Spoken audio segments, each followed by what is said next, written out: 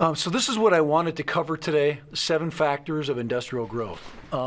These are basically things that that make up the industrial story, and these factors, when they all are in play, they lead to industrial movement. Okay, so we'll look at that.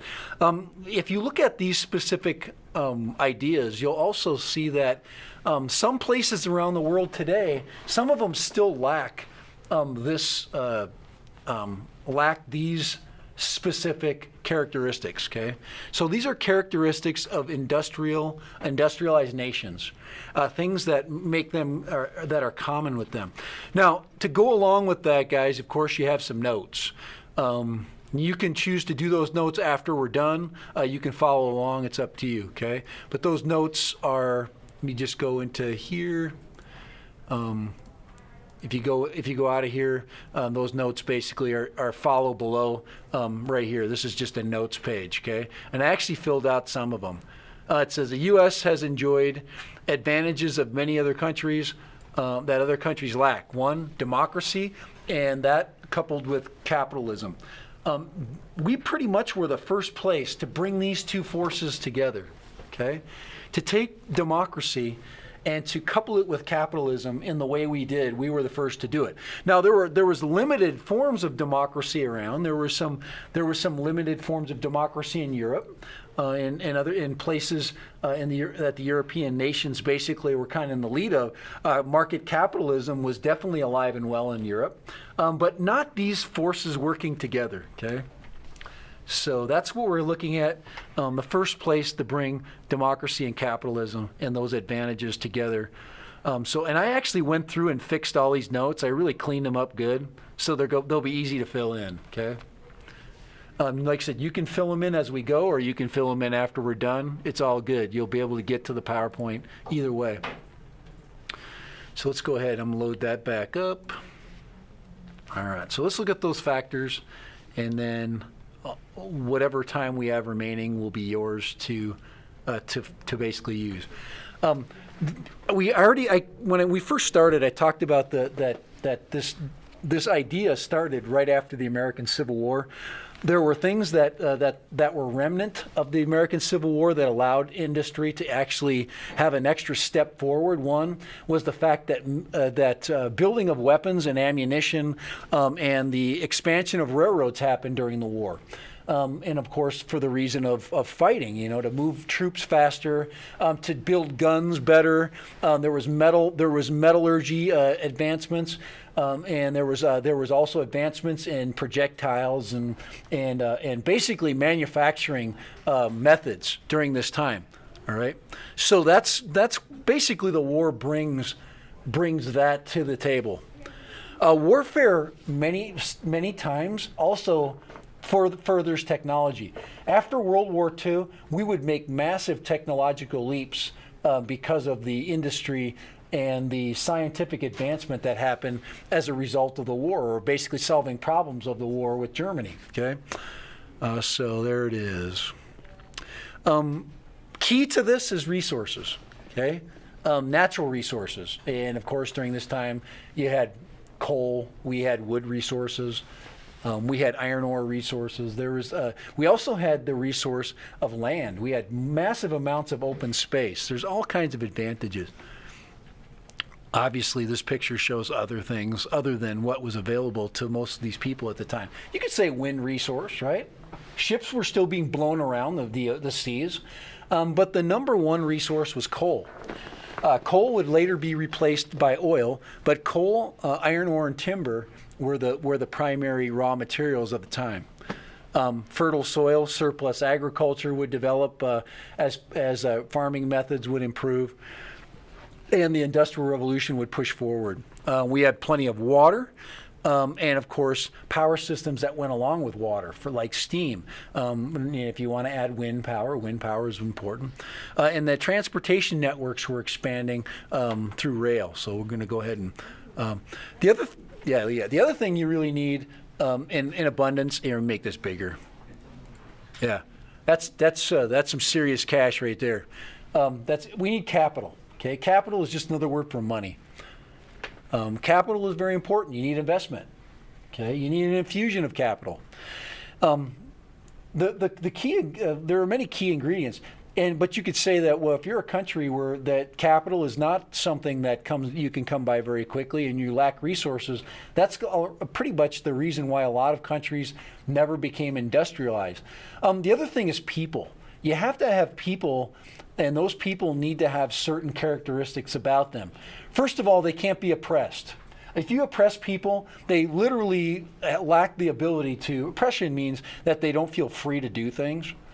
Their willingness to make advancements or to think in a way that would better everybody is probably not going to happen. Mostly oppressed people leave. It depends on their ability to leave, but so America had highly motivated people that were being better and better educated. We also had the ability of capital. We or the luxury of capital. Capital infusion from other places around the world. Capitalists that came to America to expand it. Okay. So currency, it says safe buying and selling.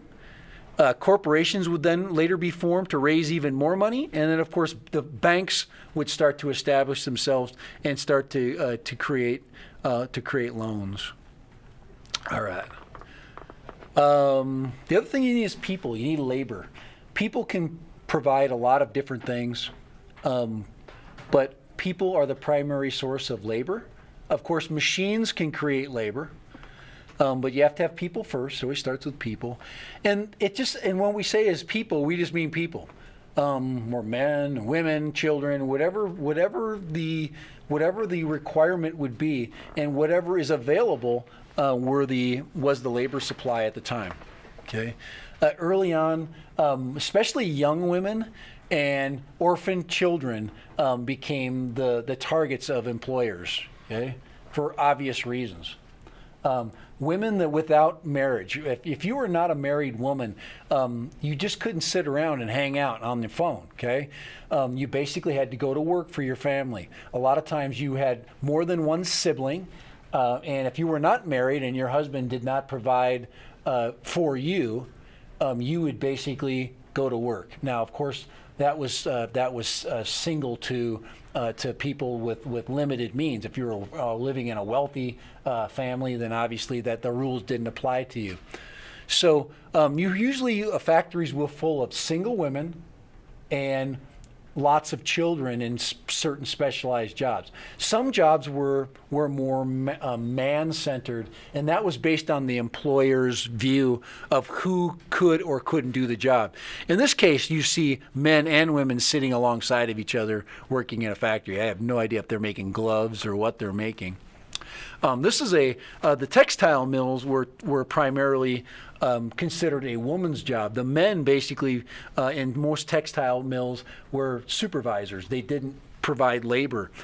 So it just depended on the traditions of the industry. The other one is immigrants from Europe and Asia. And I'll hit that topic at a future date. We'll talk about immigration, where they were coming from, whether they were coming from the East or the West, whether they were coming from Europe, Central Europe, Western Europe, or Eastern Europe. There are different groups: Italians, Slavs, Irish and Germans, Swedes. They were all coming. Of course, English. From the West Coast, you had an infusion of Japanese and Chinese immigrants. All right. Technology. Technology in these places tends to advance quicker, further, faster than nations that are not industrialized. So with technology, you have a speeding up of the industrial environment. This gives the example of the telephone. Of course, this is not in any order. Electricity, of course, would lead to more production of power. The telephone, better and faster communication. There was other things like the typewriter was invented at this time. The telegraph is not in this list. The telegraph came before the telephone. The factory system itself, the mass production system, which was perfected during the American Civil War. Mass production was going on in Europe, but during warfare, mass production tends to take an extra step forward, another leap making ammunition, building rifles, weapons of war of all kinds, transportation systems like wagons and horseshoes for wagons. They were mass produced. The idea of the assembly line, okay?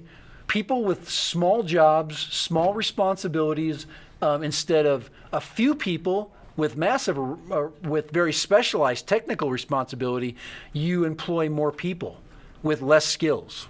And of course, you give them a complex job, but they do it in pieces, right? New inventions, more and better goods. Okay, you're increasing what was available. There's other things that drive the market. Of course, you have to have a demand for those goods as well. This is just an example of the innovation, the telephone, as it basically passes through the environment of the industrial age. Okay.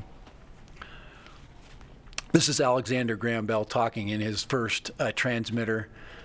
Basically, this transmitter is like, in a way, it's like a telegraph. It's basically a diaphragm that vibrates, and that vibration is sent through a line, almost like a telegraph, and it's picked up on the other side by a receiver that vibrates as well, turning it into sound through a sound amplifier. So pretty interesting. There's an early one, the same pieces, but the pieces have been separated and turned into an early telephone. And then you've got some of the first analog telephones here. And then, of course, we would enter the digital age with the push-button phones, and then finally the cell phones. Consumerism would also blossom at this time as people basically had more had more productivity. People started to work more regular hours. They started to make regular wages. They started to gain surplus wages, and the surplus wages meant people would spend more on things that they either needed or didn't need in the form of goods. Okay, that could be anything. Catalog companies like Sears and Roebuck and Montgomery Ward's acted just like Amazon. Guys, there's very little difference between the way a Sears catalog worked and the way Amazon online works. It was almost exactly the same. You have a catalog, the internet, basically a website, full of goods. A typical Sears and Roebuck's catalog could be 300 pages, and of course double-sided, black and white pictures, small pictures of goods, and of course inventory numbers. Those inventory numbers would be put on slips of paper. They would be sent to a distribution network. A good would basically be pulled off a shelf, or a good would be procured through a supplier, just like Amazon. Many people are independent contractors with Amazon. Amazon's just a distributor, and they do distribute some of their own goods, but they also connect you to people that have things that they want to sell. And that's what these companies did. And then, of course, there was a transportation network that got it to you within a few days or a few months, depending on how far and where the order was basically made. Yes, if you were in the middle of nowhere in the United States and you ordered something through the Sears and Roebuck catalog, it more than likely came by railroad to your house, and it was distributed by Wells Fargo on a Wells Fargo cargo wagon. Just like, the UPS truck showing up to your house, okay? I don't know if the dogs barked at them all the time, like my dog barks at the Amazon guy or whoever is basically popping in, the mailman. They got an interesting relationship, don't they? Dogs and like people that deliver stuff. But that's good. That's kind of what we got here. Is we've got overseas markets as well, and this actually brings up the idea that it wasn't just national; it was international markets that Sears and Montgomery Ward sold to. I like these catalogs. It's got 1895, 1897. I've seen some of these old catalogs. They're pretty cool. Transportation, number 7. The linking of parties that had either were goods producers or goods consumers. So linking of consumers with producers. through transportation networks. There were many transportation networks prior to the coming of the railroads. Okay, railroads actually have been around for a long time, but they were limited in scope, and they were only in certain areas where there was a lot of urban sprawl. Okay, but railroads in the 1860s would span the United States right after the American Civil War ends. The first railroad network goes from Missouri all the way to San Francisco. That's quite an amazing feat, the Central Pacific, once it makes its way over. But before that, there were rivers and canals, and of course the road systems being extended. And in the last extension of that network, I would say the last physical extension of the network was the creation of the highway system in 1958, I think, under Dwight David Eisenhower. He was just copying stuff he saw in Europe by building the international highway system, or not the international, the interstate highway system is what I mean. Those were some of the early transcontinental networks. The Great Northern Railroad. This is the Central and Union Pacific. In the middle here, you got the Santa Fe. And I don't know what this one is. I can't remember what that's the South Pacific. I can't remember what this one down here is. That's the railroad that was very controversial because this land down here, which became the Gatson Purchase, was purchased just because of this land right here, or this railroad going through. They were actually thinking about, you see the bottom of California? This line was probably going to go straight over like this and meet Texas, but this railroad had to have a certain route, which required it to move more efficiently through this Mexican territory down here. So there was a purchase made at this time. This was called the Gatson Purchase. It started out as just a minor purchase from the Mexican government, but the Mexican government got word of the railroad going in, and the price like tripled and doubled overnight. Of course, that's what you'd do too if you knew that you could sell land to a country with deep pockets, and possibly get them a little bit back from the Mexican cession. But this land was purchased, I think, by about $15 million. I think the original cost of it was maybe $500,000. And it went up to $15 million in the course of just a few weeks. But it was the railroad had to get through, So this section right here was put through. There's a lot of question as to why the line didn't go straight across to the Baja, but the isolation of the Baja was something that the Mexican government, couldn't really. If you think about it, it was something they couldn't accept. The Baja was part of Mexico, and it needed to be connected by land. So this land route here was kept open.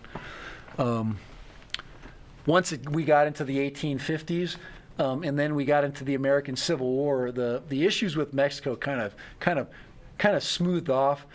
Plus, Mexico had its own issues, and we had our own issues, and it any conflict kind of stopped at that point.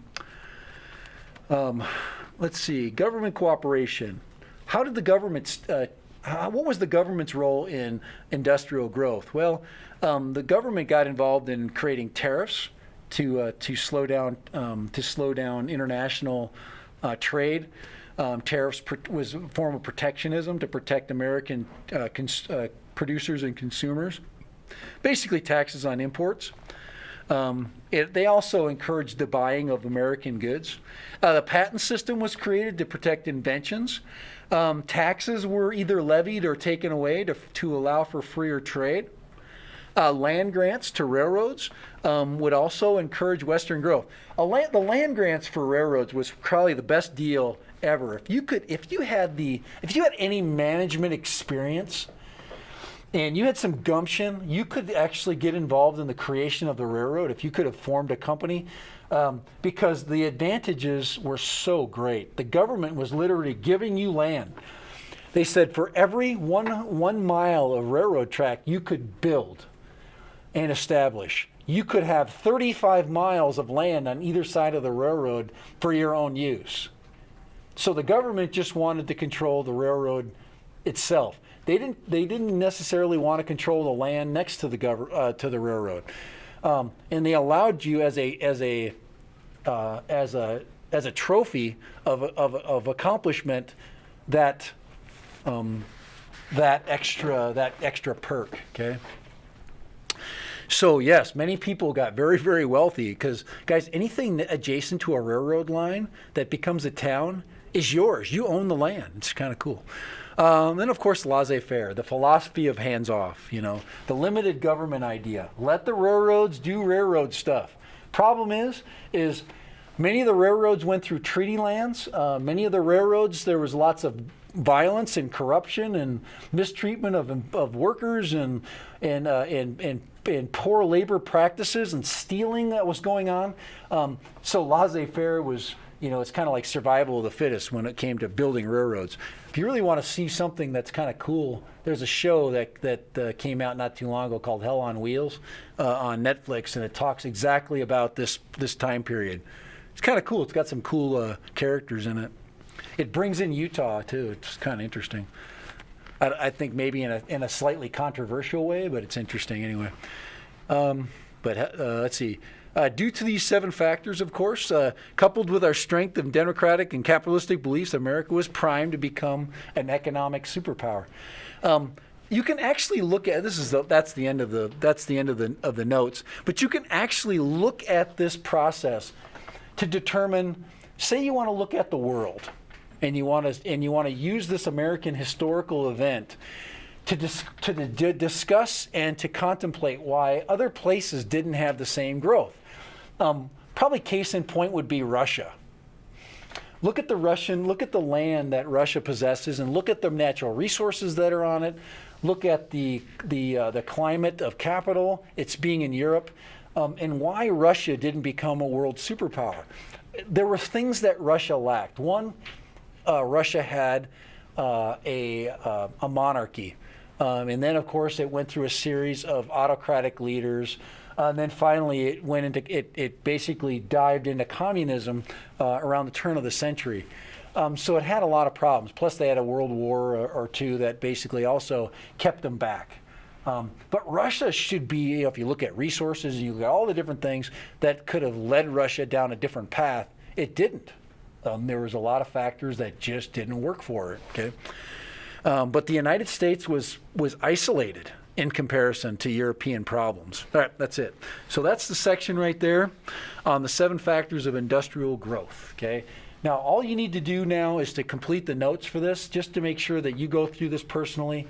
And it also gives you a copy of those notes that you can check out at any time that's completed. It gives you an outline of this PowerPoint. All right.